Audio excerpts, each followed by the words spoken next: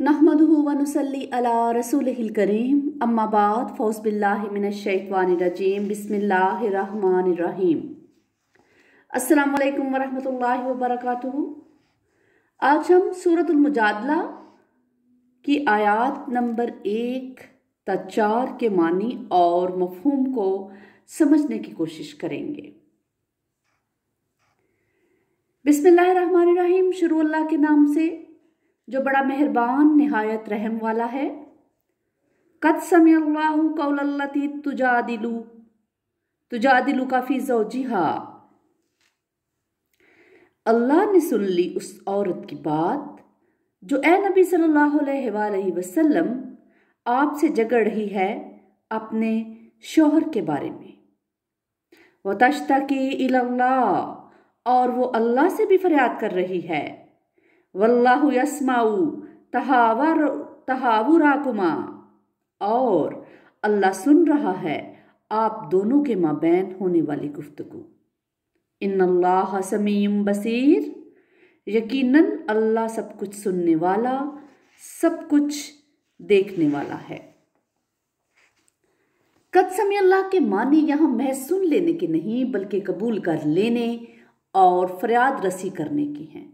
ये ज़हार के मामले का जिक्र है जो एक सहाबी हज़रत औस बिन सामत रज़ियल्लाहु ताला अन्हु और उनकी बीवी हज़रत हौला बिनते सौलबा के दरमियान पेश आया। किसी शख्स को अपनी बीवी को अपनी माँ या अपनी माँ की किसी उज़ू से तशबीह देना इस्लाहन ज़हार कहलाता है। मसलन किसी का अपनी बीवी को यूं कह देना कि तुम मेरे लिए मेरी माँ की तरह हो या मेरी माँ की पीठ की तरह हो। अरबों के यहाँ इसके लिए ये अल्फाज कहे जाते थे, अंती अलैया का ज़हरी उम्मी, यानी अब तुझको हाथ लगाना मेरे लिए गोया अपनी माँ की पीठ को हाथ लगाना है। ज़माना जाहलियत में ज़हार को तलाक ही की तरह समझा जाता था, बल्कि तलाक में तो हालात और क़ुरान के मुताबिक फिर भी रज्जू की गुंजाइश थी, लेकिन ज़हार की सूरत में मियाँ बीवी में उम्र भर के लिए अलहदगी हो जाती थी और वो दोबारा कभी किसी सूरत में मियाँ बीवी के तौर पर इकट्ठे नहीं हो सकते थे। रवायात में इसकी तफसील कुछ यूं बयान की गई है कि हज़रत औस रज़ियल्लाहु ताला अन्हु गुस्से की हालत में अपनी बीवी से ज़हार कर बैठे। उस पर उनकी बीवी हज़रत हौला रज़ियल्लाहु ताला अन्हा फरियाद लेकर हजूर पाक सल्लल्लाहु अलैहि वसल्लम की खिदमत में हाजिर हुई और अर्ज की कि हजूर सल्लल्लाहु अलैहि वसल्लम, औस ने ये क्या कर दिया है, मेरे छोटे छोटे बच्चे हैं, अब मैं उनको लेकर कहाँ जाऊंगी, उनको कैसे पालूंगी। आप सल्लल्लाहु अलैहि वसल्लम इस परेशानी का कोई हल बताएं। नबी पाक सल्लल्लाहु अलैहि वसल्लम ने फरमाया कि ज़हार के बारे में अल्लाह ताला ने अभी तक कोई हुक्म नाजिल नहीं फरमाया, इसलिए मैं अभी कुछ नहीं कह सकता। हजूर सल्लल्लाहु अलैहि वसल्लम के तवक्कुफ पर वो बदस्तूर इसरार करती रही कि हजूर सल्लल्लाहु अलैहि वसल्लम आप कुछ करें, मेरा क्या बनेगा, मेरे बच्चे हलाक हो जाएंगे। इसी कैफियत में कभी वो अल्लाह ताला से मुखातब होती कि ऐ अल्लाह, तू मेरी फरियाद को सुन ले और मेरे लिए कोई रास्ता पैदा कर दे। रवायात के मुताबिक इसी इसरार व तकरार के दौरान ही ये जो आयत थी नाज़िल हुई। पहली आयत का अंदाज़ा खसूसी तौर पर बहुत शफ़क़त भरा है कि नबी सल्लल्लाहु अलैहि वसल्लम, अल्लाह ने इस खातून की बहस व तकरार को सुन लिया है जो वो आप सल्लल्लाहु अलैहि वसल्लम के साथ कर रही है।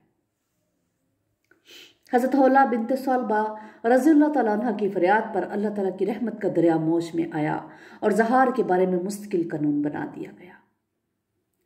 अल्लज़ीना युज़ाहिरूना मिनकुम मिन निसाइहिम मा हुन्ना उम्महातिहिम, ए मुसलमानों, तुम में से जो लोग अपनी बीवियों को माएँ कह बैठते हैं वो उनकी माएँ नहीं बन जाती।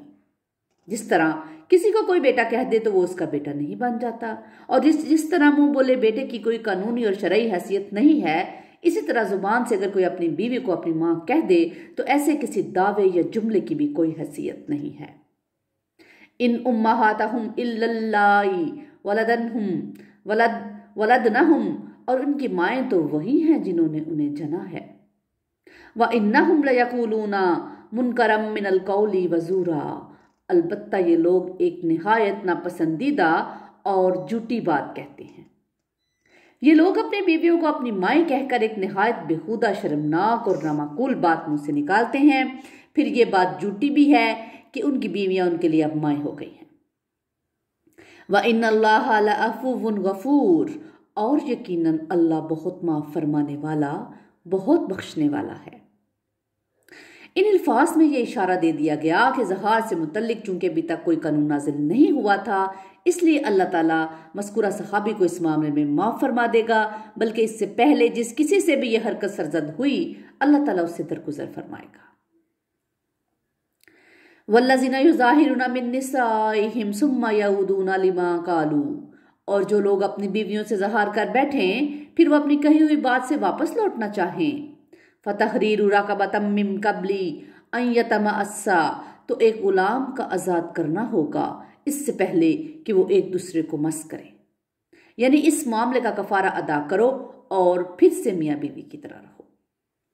ذَلِكُمْ تُوعَظُونَ بِهِ وَاللَّهُ بِمَا تَعْمَلُونَ خَبِيرٌ، یہ بات ہے جس کی تمہیں نصیحت کی جا رہی ہے، اور جو کچھ تم کر رہے ہو اللہ اس سے باخبر ہے۔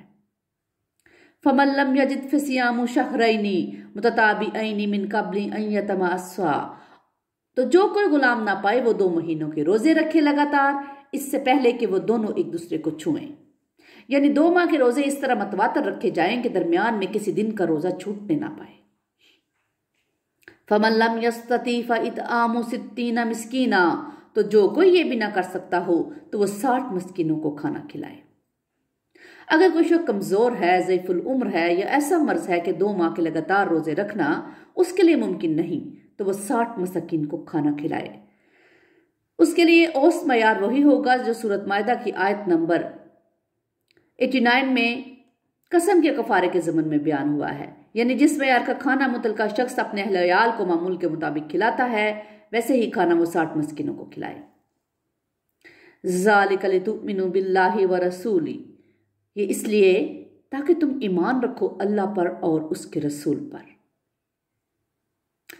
اس فقرے میں بہت سوچ بچار ہے، اور اس میں یہ نقطہ سمجھ میں آتا ہے کہ جب کوئی شخص کفارہ کو اللہ کا قانون سمجھتے ہوئے اس کی سختی برداشت کرتا ہے تو اس کے ایمان میں مزید اضافہ ہوتا ہے، یعنی جس طرح ایمان سے عمل صالح پیدا ہوتا ہے، اسی طرح عمل صالح سے ایمان میں اضافہ ہوتا ہے۔ جیسا کہ اللہ پاک نے سورۃ الحجرات میں فرمایا، اے نبی صلی اللہ علیہ وآلہ وسلم، یہ لوگ آپ پر احسان در رہے ہیں کہ وہ اسلام لے آئے ہیں، ان سے کہیے کہ مجھ پر اپنے اسلام کا احسان نہ درو، بلکہ اللہ تم پر احسان درتا ہے کہ اس نے تمہیں ایمان کے راستے پر ڈال دیا ہے اگر تم سچے ہو، یعنی تم لوگ اسلام میں داخل ہو کر گویا ایمان کے راستے پر چل پڑے ہو۔ اس بارے میں تم اللہ کا احسان مانو کہ وہ تمہیں ایمان کے راستے پر لے آیا ہے۔